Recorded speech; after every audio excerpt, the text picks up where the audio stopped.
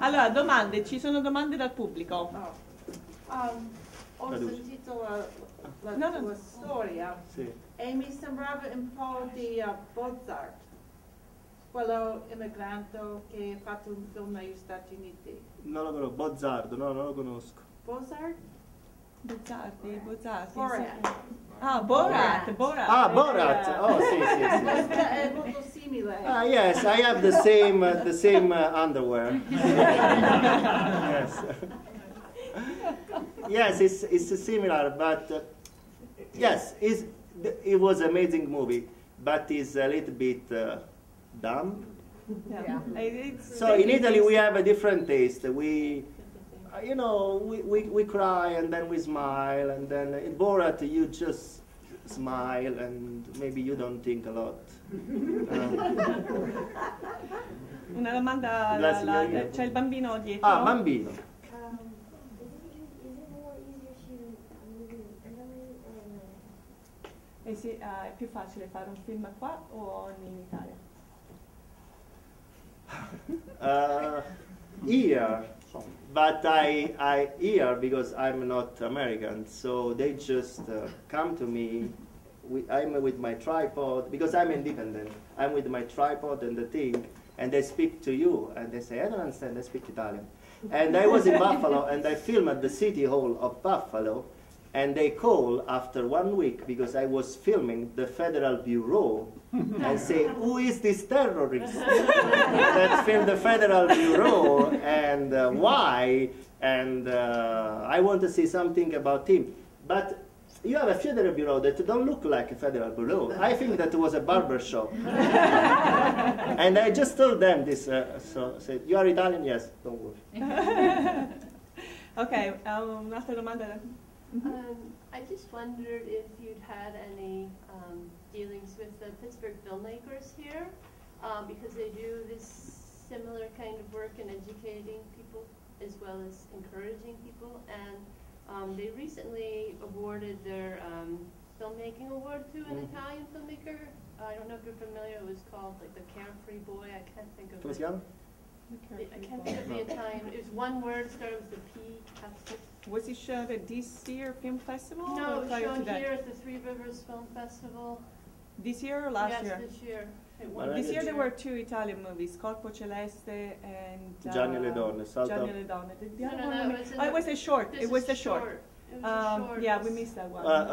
No, I'm not in touch with them, but it sounded like that filmmaker has a sensibility that's similar to yours, as far as it was a young boy confronting death through his grandfather who had a sort of death, you know, it was very sweet and poignant. I'm not in touch with them. I like the short movie, but I made a short movie when I have time, like in the weekend, because my philosophy was from 2001, if I have $1, I have to try to make a feature film.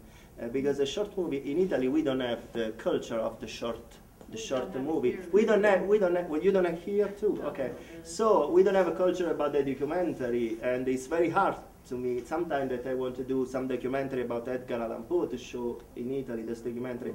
So the first occupation in Italy is to shoot a movie, and you have to be lucky. But I have a good cast, and I think that I have a good story, because if you have a good screenplay, it's easy to do. But I want to be in touch with these people. Well, for me, I come to teach too, so I was scared the first month, so I lost 1 month because it was a very new experience for me. So the first month I was just, what I have to do tomorrow, what I have to do tomorrow. It was but it was very easy, because you are very friendly here. I teach in London too. If you commit a mistake there, they just laugh. They say, ha, ha. It's a cousin and not cousin. You are from England? Nick? No. So here it's I was scared, but I won't know this. Yes, he was actually exposed to the film festival because it coincided. But problem is next visit to Pittsburgh, so we invite him to come back. We'll make the connections, and maybe he'll bring his next movie here. especially because it was shot in Pittsburgh. So Pittsburgh is always very interested in any type of production companies that do showcase the city. Can I say something? I went all over, so you know, Richmond and blah blah. I don't want to repeat. But from Mount Washington and out of the tunnel, you have one of the best cities in the country. It's amazing.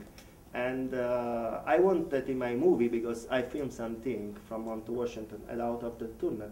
In Italy, they have the same sensation when I show Pittsburgh, because for the Italian people, it's not the first goal to come here. So I want that they say, "Wow, this is Pittsburgh, nice." Altre domande, Vitali? What do you think of Fellini?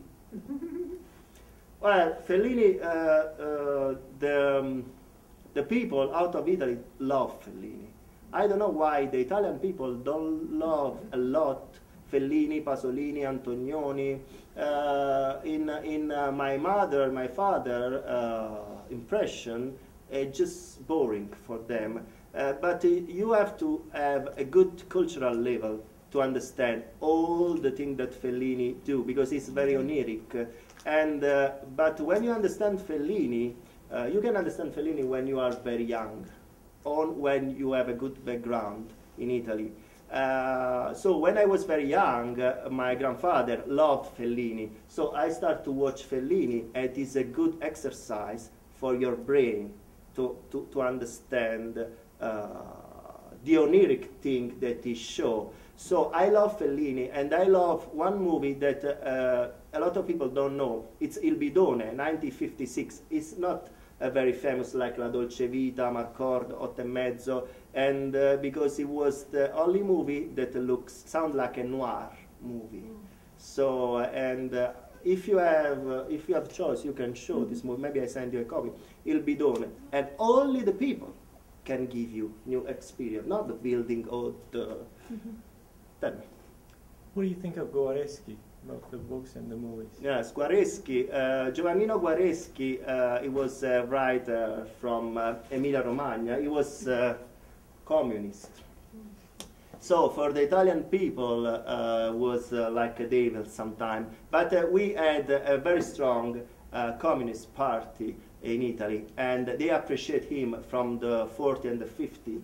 But then, after the World War II, we understand that the culture is culture. Communist, fascist, Democrazia Cristiana is the same. And Giovannino Guareschi is a real genius, and it's very easy to read and to see the movie. The movie are with Fernandel, that was a French actor, and Gino Cervi, one of the best Italian actors. And the movie talking about a priest that is very democratico, but he became upset very quick, but he's funny, he speaks with God, and this mayor that is communist. And they fight all the time, but they are very, very close friends, because they love to fight, and they love to grow up together. They respect each other. Yes, because they respect each other. And this is I hope that the new society could be in this way. So you have to agree with or disagree with my idea, but you have to understand my point of view. And Peppone and Don Camillo in the Guareschi book, they understand, but maybe they just put a mask because I'm a communist and I have to say you know. And you are a priest, you have to say me no. Di questa esperienza in America, che cosa ti resterà più impresso dal punto di vista professionale e dal punto di vista personale? So to wrap up this interview before we open the forum to a Q&A,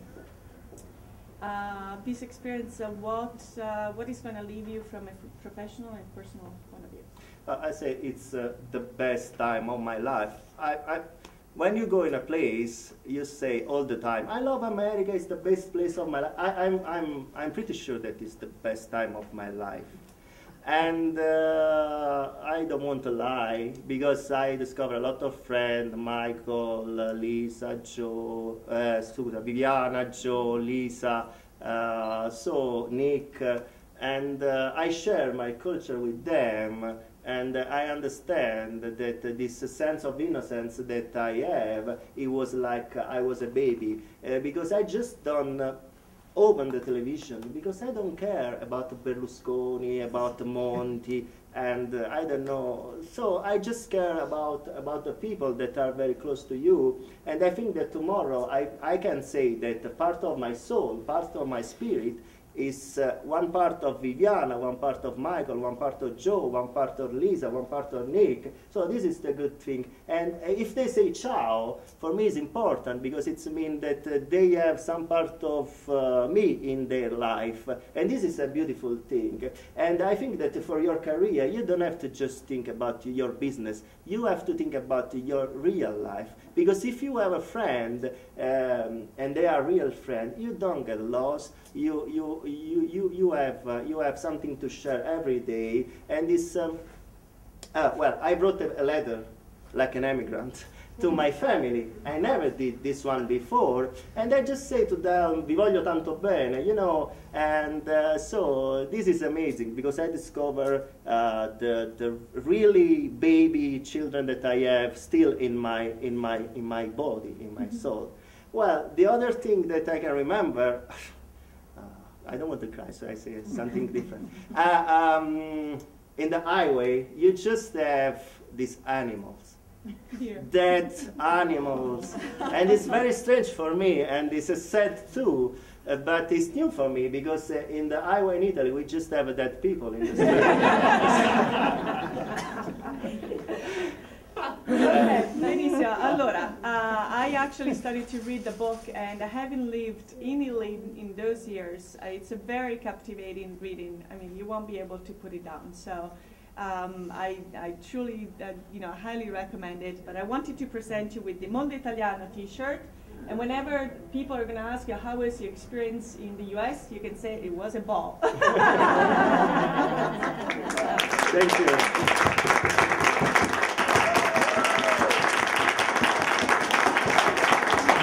Molti di noi, come sempre capitava in queste occasioni, si erano appassionati sempre di più al calcio. Il mondo sportivo però si preparava alle Olimpiadi di Los Angeles, che si sarebbero svolte nel 1984. Dell'estate precedente ricordava ancora i festeggiamenti e i caroselli di gioia per la vittoria dell'Italia in finale contro la Germania. Un uomo al paese di mia madre, Padula, morì di infarto per l'eccessiva gioia.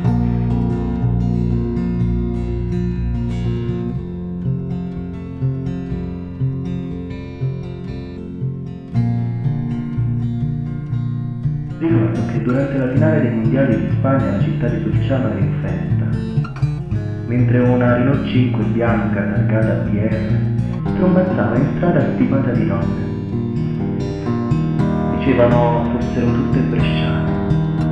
La più bella delle ragazze si chiamava Cristina e aveva già 13 anni. Io, per quanto mi riguarda, iniziai a interessarmi al sesso proprio l'anno prima a Solciano, quando Fabio, detto Jerry Calà, il 4 settembre 1982 mi fece trascorrere un pomeriggio intero a spiare Cristina dalla piazza sottostante l'abitazione di lei.